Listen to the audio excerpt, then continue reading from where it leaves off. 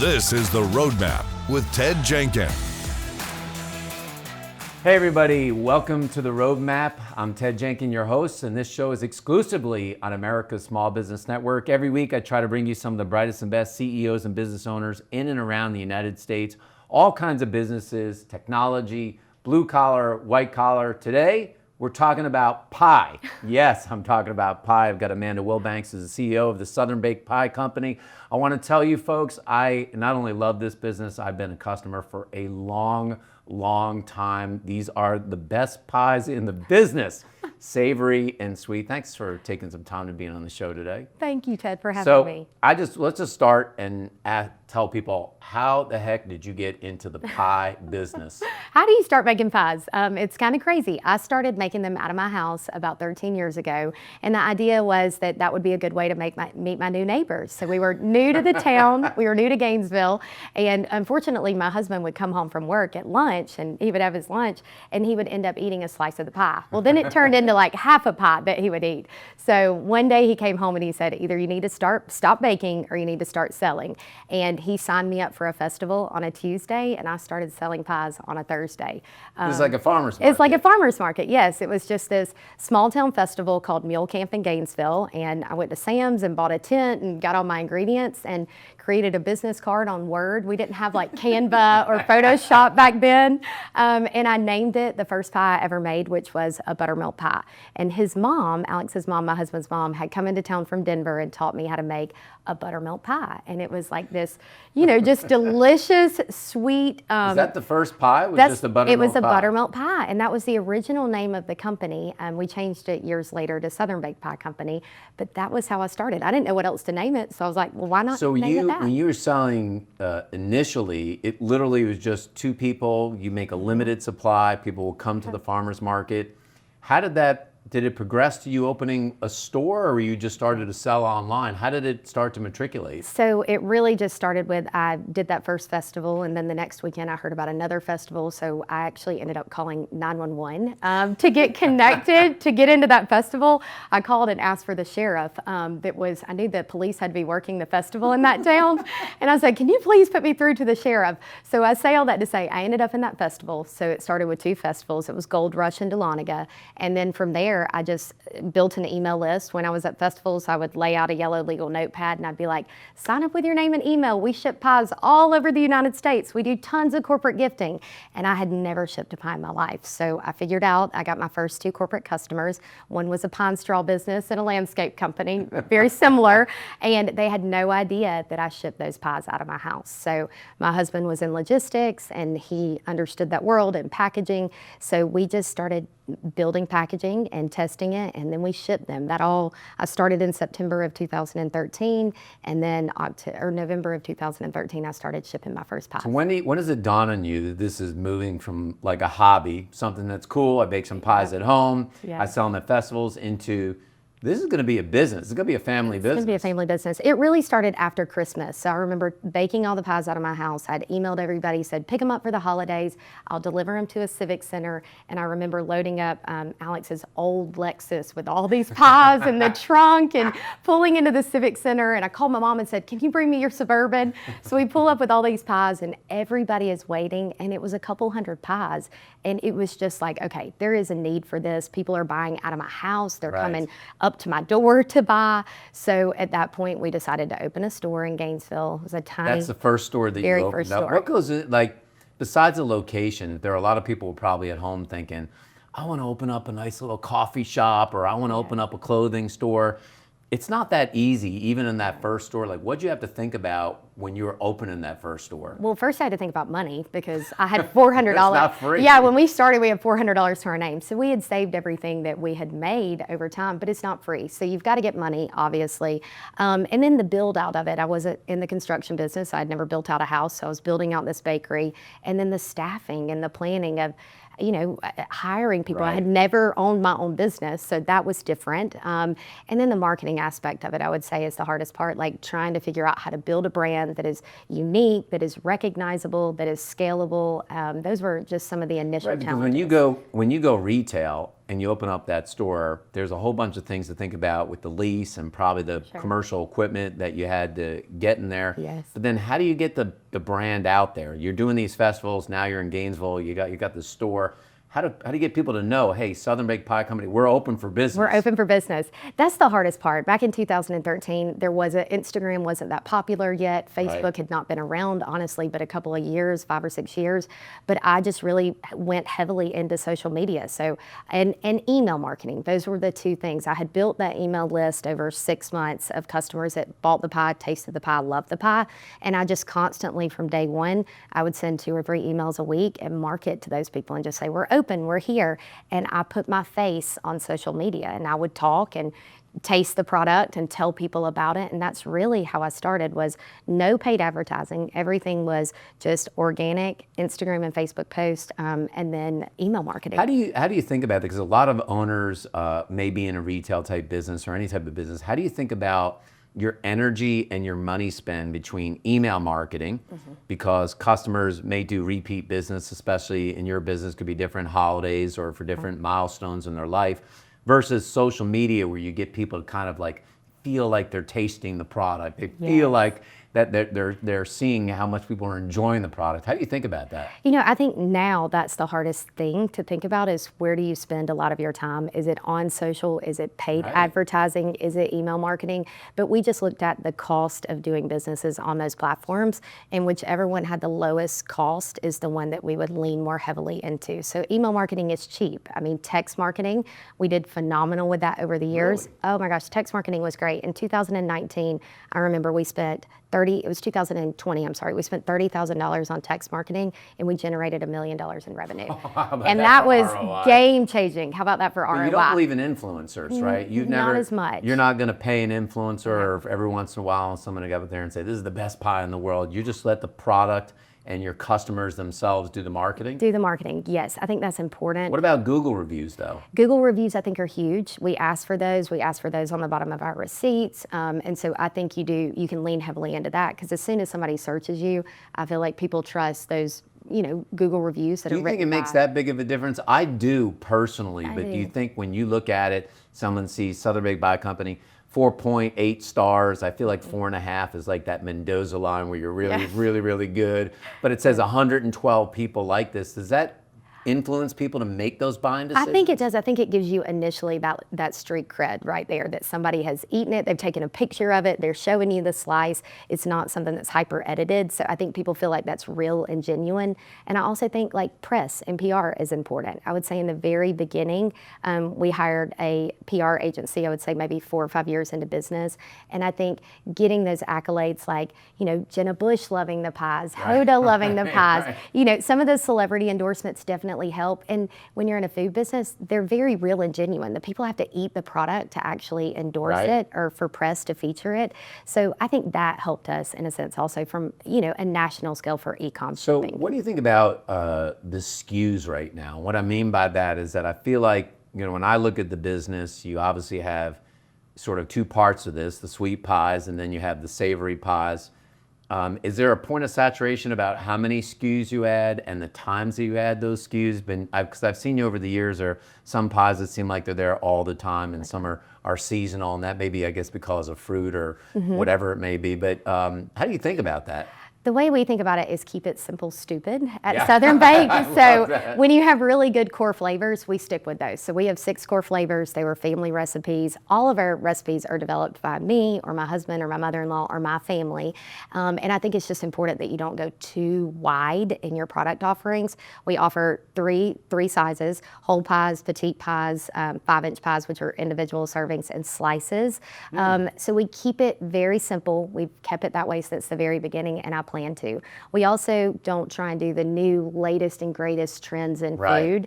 We're more traditional, classic, and I think I think those kind of brands stand the test of time, and can kind of parlay into the future a little bit longer. You can't beat some of these. I know this time of season, as we're taping this today and going through this, that I was saying the lemon chess pie and the key lime pie. And I mean, like, you can't beat a good slice of key lime pie. If it's done right, so good. When it's done wrong, It is wrong. It is wrong You taste there. that bitterness of the lime, and you're like, I want like. But what key about the lime savory pie. pies? How did you? Where did you start? Because you didn't start with savory No, pies, right? no. It was sweet, and then you moved into it. And I've had the tomato pie and other pies that are in there that are really delicious. But chicken pot pie being the best and my favorite, of course. Okay. Never goes wrong when it's cold outside or rainy or whatever it may be. But when you decided to make the switch over to that, and did that change the back of commercial baking or how you had to build your infrastructure? Definitely. So we made the switch when we still had the one little store in Gainesville. We just dipped our toes into trying to make a chicken pot pie to see how it would sell.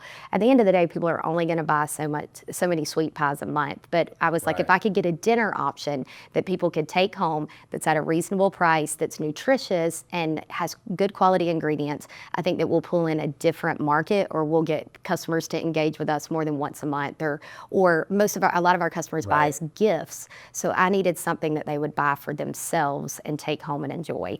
So that's really why we came up with the savory pies, and they've been a huge hit. You know, talk to us about logistics, because I'm always amazed by just Amazon as the organization. Like, it just blows my mind away that I could order a toothbrush online and like 3 p.m. that afternoon it's there on my doorstep. It's just truly remarkable. But when you're dealing with food and you've got to be able to ship it to potentially faraway locations, meaning that if you're in Atlanta and you got to ship to California or somewhere else, you still want that person to have the same experience, taste the food the same way.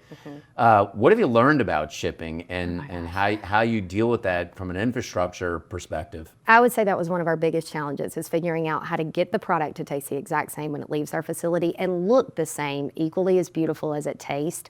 And we've really just dove deep into packaging and security and buying pack lines and optimizing like our picking and packing system, because we're a small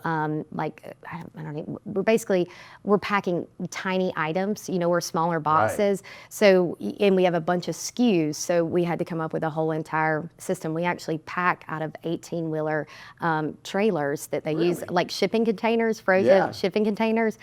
We pack out of those because we need length and linear movement so people can walk up and down and pick multiple SKUs. So it's been interesting how we've come up with it, but I would say that's one of the things I'm most proud of and that we're so successful at is food shipping. It ships on dry ice. It gets there within 1 to 2 days. It looks perfect. We have like a 1% failure rate, which is so rare in the food business. Very rare. And our number one thing is product quality and food safety. And I think that is what has set us apart in the marketplace.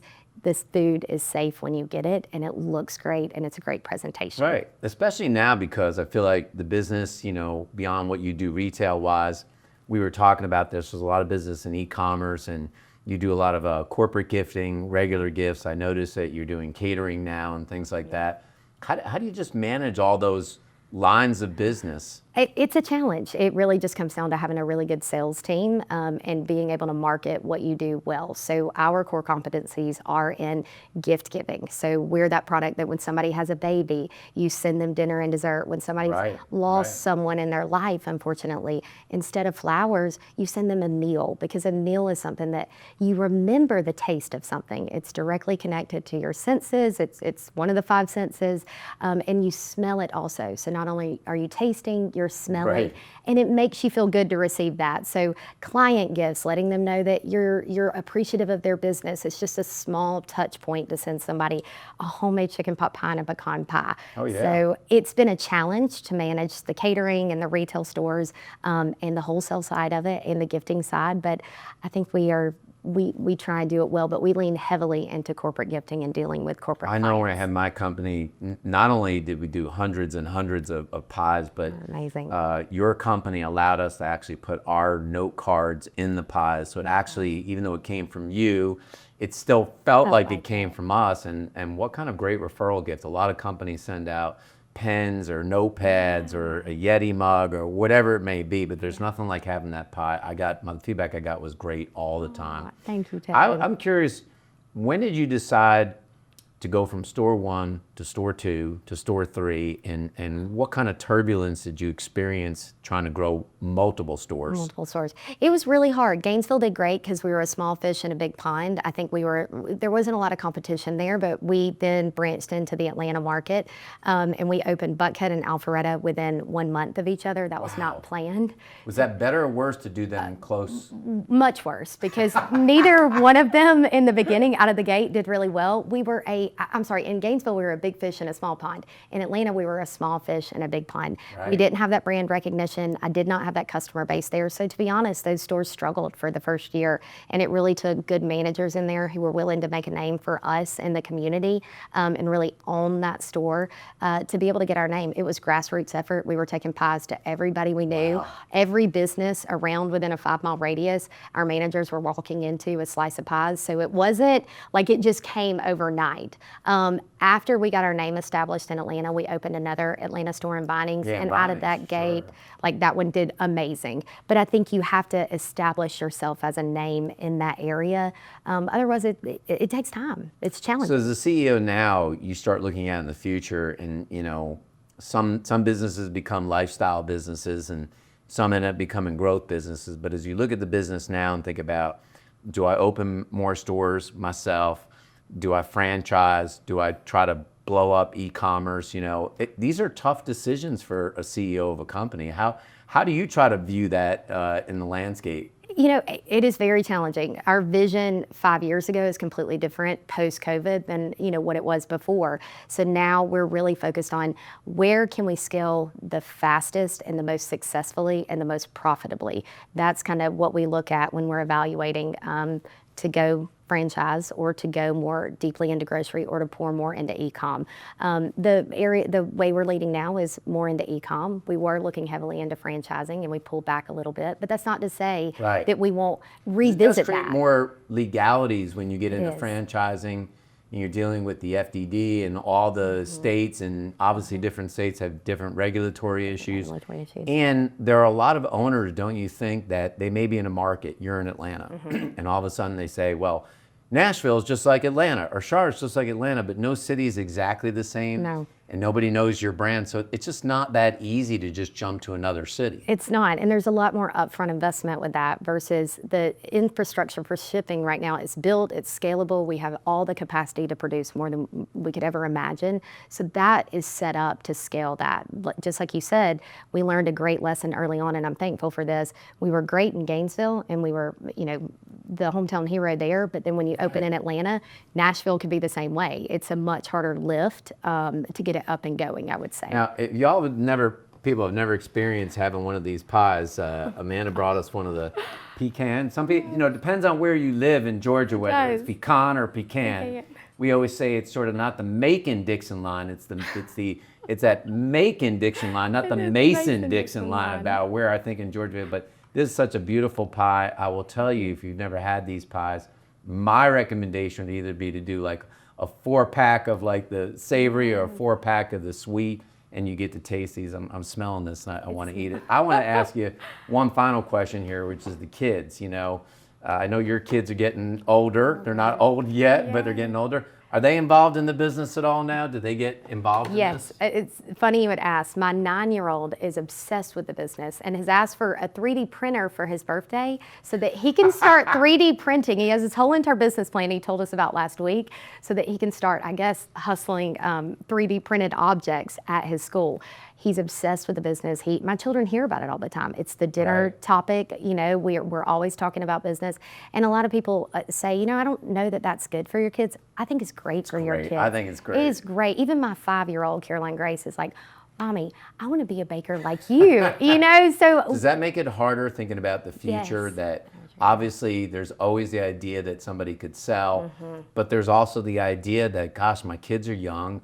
What if they want to take this freight train over at some point and run it? So it's hard to think about that. That's very hard, and it's funny you say that because my husband and I talk about that all the time. I want to create a legacy brand, and because I have a 15-year-old, and the amount that they know about AI and digital marketing and stuff that they learn at such a young age, I can see them propelling the company into the most amazing, direction. So it's hard to think, gosh, would I sell it, or do I want them to grow up in it and be able to run it? So Well, it's an amazing story. You built an amazing brand. Really, I know it's here in Atlanta, but people buy these pods all over the United States. Thank you so much for coming in today. thank you, And Ted. folks, thanks for watching the program. I mean, I hope you get inspired hearing the stories of entrepreneurs like Amanda.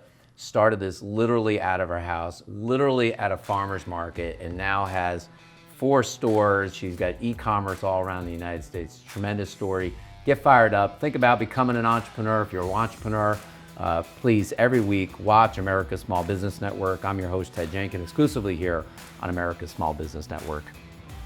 Thanks for watching The Roadmap with Ted Jenkins.